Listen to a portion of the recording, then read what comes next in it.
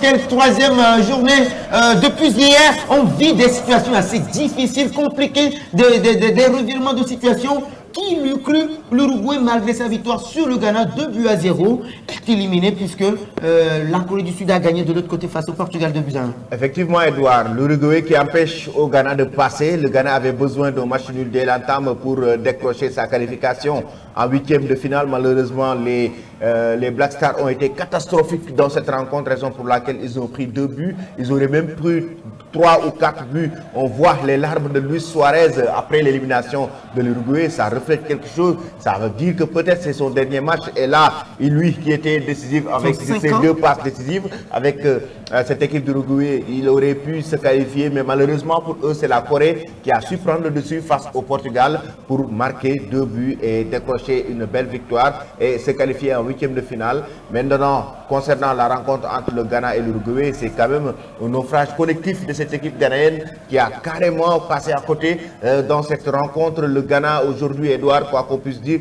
a joué la très mauvaise prestation depuis le début de cette compétition, la plus mauvaise prestation du tournoi. Donc aujourd'hui, ils en veulent à eux-mêmes avec André Ayew qui a raté ce penalty, avec aujourd'hui Jordan Ayew inexistant, Iñaki Williams inexistant, le milieu de terrain complètement noyé, et raison pour laquelle les 2 équipes aujourd'hui qui étaient sur le terrain sont toutes les 2 éliminées dans cette Coupe du Monde. Avec cette élimination ghanéenne, est-ce qu'on doit maintenant dire que Otto Addo est sur une série? Non, je ne pense pas, parce que Otto Addo n'est pas le principal responsable de cette élimination. Pour moi, Otto Addo, il a fait ce qu'il fallait faire. Il a mis en place une équipe qui a bien séduit les amateurs du football lors des 2 premières journées. Cette 3e journée, c'est sur le plan mental que les joueurs ghanéens ont peiné, et il a fait les changements quand il faut. Automatiquement, il a su que les frères Ayew ne marchaient pas, il les a fait sortir. Mais là, Edouard, on voit un manque d'engagement énorme de ces joueurs ghanéens, un manque d'envie des joueurs ghanéens. Et moi, je me suis même demandé, est-ce qu'ils ne se sont pas fatigués après leur 2e match face à la Corée? Est-ce qu'ils ont digéré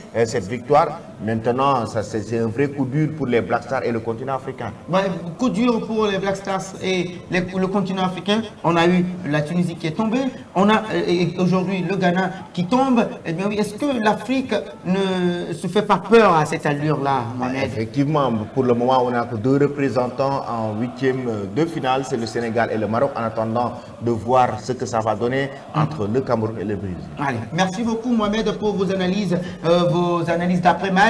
Merci également à vous qui nous avez suivis. Merci à l'équipe technique, la réalisation. On vous donne rendez-vous dans quelques brindilles, 2 minutes pour la dernière affiche justement que nous vous proposons. Ce sera le Cameroun qui va être prise au révélateur du Brésil.